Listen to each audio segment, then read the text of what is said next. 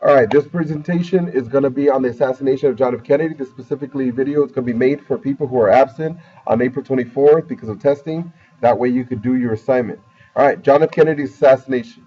John F. Kennedy's assassination took place in Dallas, Texas. Now, why was he in Dallas? It was November 22nd, 1963, about 1 year before he was supposed to run for president again. When a president has to run for president, he's busy being president, but he also has to have a campaign. So he has to start early. So 1 year early, he starts. There are two reasons why he was in Dallas. It was to start his campaign by getting money. They were going to have dinner where they would charge a whole bunch of money for people to attend the dinner, and all that money would go to his campaign to get reelected the year later. The other reason why he was in Dallas was because a whole bunch of Democratic Party members in Texas were fighting against each other. And since he is the head of the Democratic Party, he was there to kind of squash it and to get them back on the same page. So he was there for money, and he was there to put his party back together. All right, where did it happen? It happened in Dealey Plaza. Dealey Plaza is right outside the city's, the main center of the city. In fact, when I went, I was really amazed that this building right here is where he got shot from. All of this is basically the same as it was 52 years ago. But from here over, all of this is much more modern. So it looks like they stopped and held that area almost like a museum for the assassination. The rest of these buildings have all been redone or tore down and rebuilt. Where was the route? First of all, he was in a limousine that was a convertible. Last time a president has been in a limousine that was convertible. Today's limousines of a president are bulletproof. The glass is bulletproof, so you can't see where he's at, and you can't shoot him if you want to because of what happened here. Now, the car came down the main center street here from the center of Dallas, made a right here, made a left, and about right here is where he's going to get shot. Who the prime suspect was? The prime suspect was Lee Harvey Oswald. Lee Harvey Oswald used an M1 rifle to shoot from the 6th floor of the book depository. All right, as the lunchtime was arriving, that's when the parade was passing by this building. Most people in the building who worked there went outside to go see the president pass by. Lee Harvey Oswald didn't. He instead went up to the 6th floor, opened a window on the very edge of the building. I'll show you a picture in a minute, and shot and killed the president. Those are facts. What we are still debatable, we'll get to in a minute. After the assassination, he is going to get out of that building. He's going to leave his gun there. They're going to get his gun, and they're going to test for fingerprints right away. And they will come back with Lee Harvey Oswald's prints on him.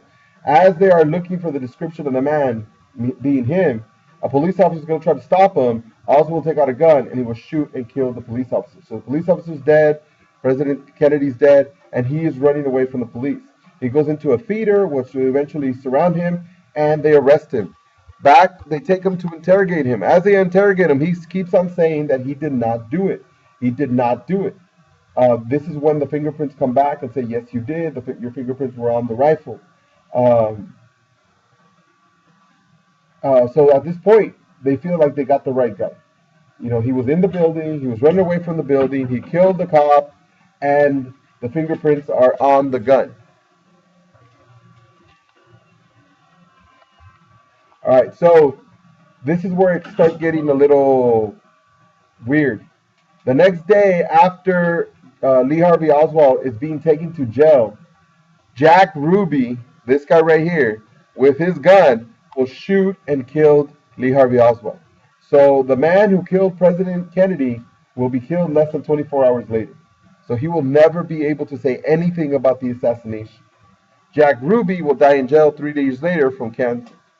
Now, both of these, there are reports of them knowing each other before. When they asked Ruby, why did you kill Lee Harvey Oswald? His response was that he saw the pain in Jackie Kennedy's face and he wanted to give that to her. Kill the person who killed her husband. All right. Now, after the assassination, President Johnson, Lyndon B. Johnson, will order that a commission come together so they could decide what happened in this assassination. It will be headed by Earl Warren, the Chief Justice of the Supreme Court. So this guy is not just some regular guy who heads this up. This is the Chief Justice of the Supreme Court, and it will take 10 months to investigate. What happened? Was Lee Harvey Oswald acting alone? Did he have anybody helping him? Who is Jack Ruby? Why did he really kill him? All those questions were answered for 10 months. More conclusions. Oh, so what the Warren Commission comes back with is they say Lee Harvey Oswald acted alone. He was on his own. He killed Kennedy. Jack Ruby acted alone in killing Oswald. There is no conspiracy. Now, because of a video recorded by Abraham Zapruder that you'll be watching in a minute, we know what the assassination looked like. We heard the shots. They have analyzed that video more than any other video in probably history. Because every time new technology comes out, they analyze the video again. They try to see if they can figure out anything else new with using new technology. But from the video at the time, the Warren Commission says there were 3 aimed shots by Lee Harvey Oswald in 7 seconds. The aim part is where it gets really, really hard to believe. Because he had an M1 rifle. M1 rifle are those rifles, the ones that have the little lever that you gotta like cock it out and pull the cartridge out, and then cock it back in, shoot. So the 7 seconds was Lee Harvey Oswald from the 6th story. As he's aiming at the president, he shoots, hits him in the neck, takes the cartridge out, pops it out, finds the president again, shoots, misses.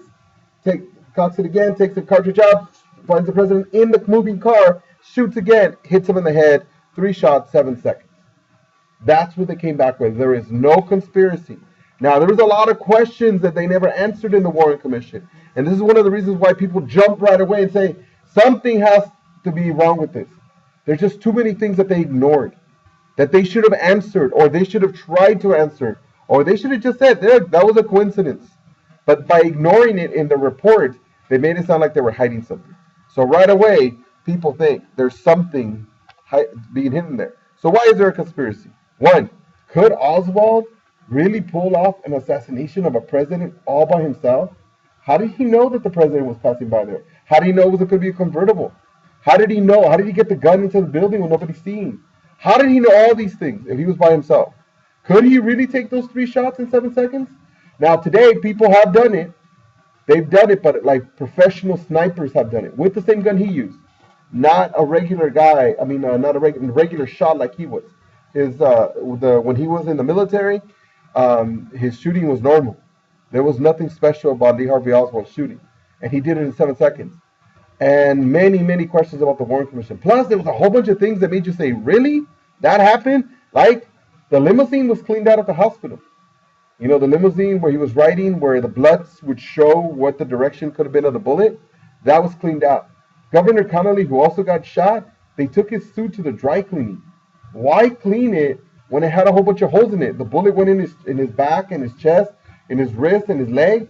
If it was a whole bunch of holes, why would we go dry clean it?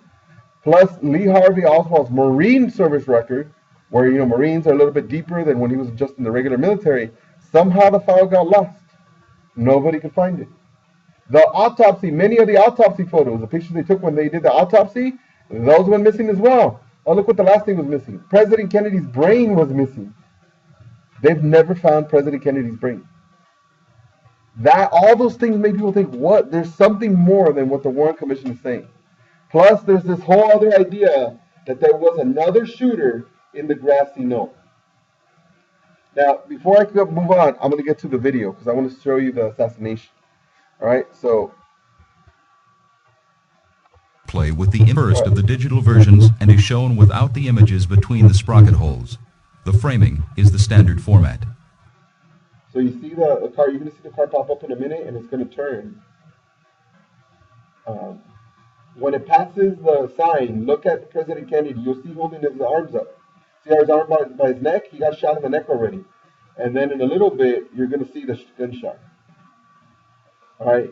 Now, Mrs. Kennedy said that she was trying to get the Secret Service to jump on the car and jump on top of her husband, so if they kept on shooting, it would hit the Secret Service, which is his job. This is a replay of the standard format version, this time in slow motion.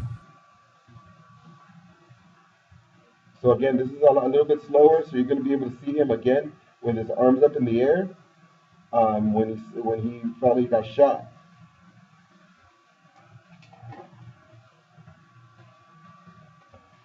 As soon as he passes the sign,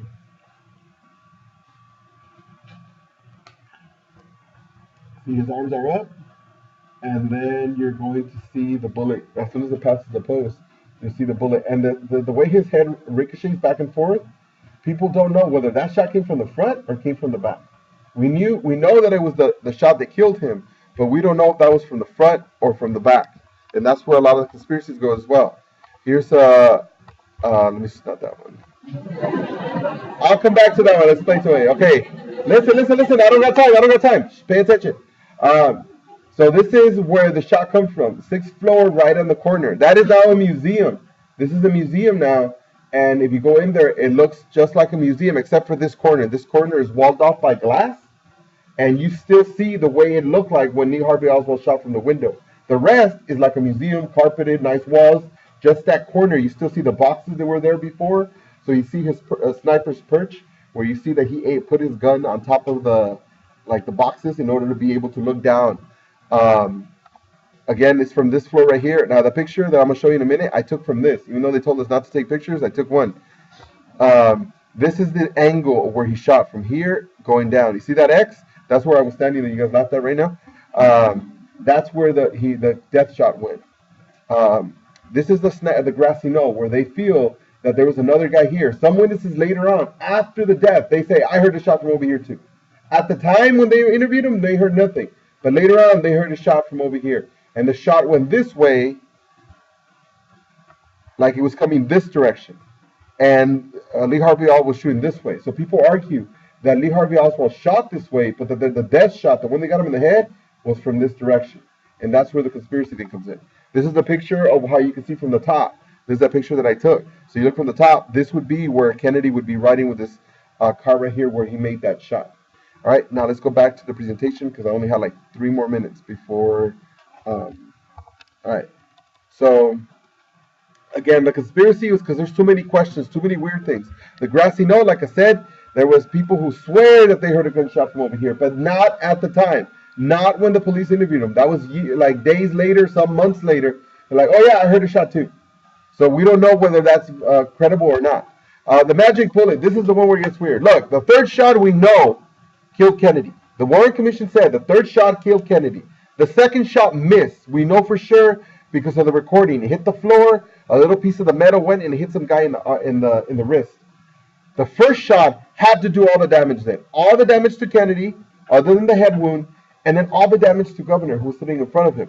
So the way it went is the first shot hit him on the neck, and this is how you see him holding his arms up in the air, came out of his neck, and the reason they call it the magic bullet is to say the only way that one bullet could do all this damage is if it was magic, because it comes out, and then it makes a right, and then it makes a left, goes into the right shoulder of Governor Connolly, out the chest of Connolly, into his left wrist, out of his left wrist, into his left leg, because he had all those holes in him, and so did Kennedy. Only one bullet could do that. So that's why they call it the magic bullet theory. Now, the people who argue there's no such thing as a magic bullet, they argue that Connolly was looking over his left shoulder like this, and that he was like this looking at Kennedy after the first shot, or looking at Kennedy like this. It hit Kennedy in the back, came out the front. Since he was like this, the angle now hit him in here, came out here, went in here, came out here, and landed in his leg. That's how they argue that one bullet could have done all that damage. Otherwise, it would have to be some sort of a magic bullet. All right, now, why would they kill him? First, Cuba. Why Cuba? Castro. They tried to kill Castro a whole bunch of times. This is his revenge. 2, the Cuban exiles.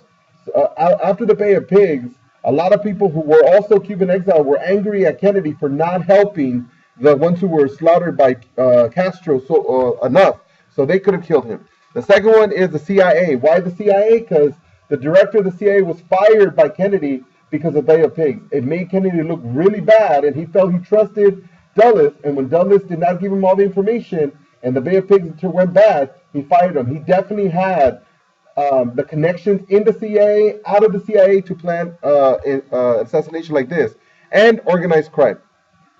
Why organized crime?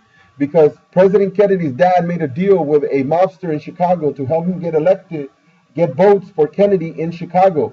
The election against Nixon in 1960 was that close that if he won Chicago, he would win the state of Illinois, and if he won Illinois, he won the presidency. And after they went into the presidency, Kennedy went after the mobsters and arrested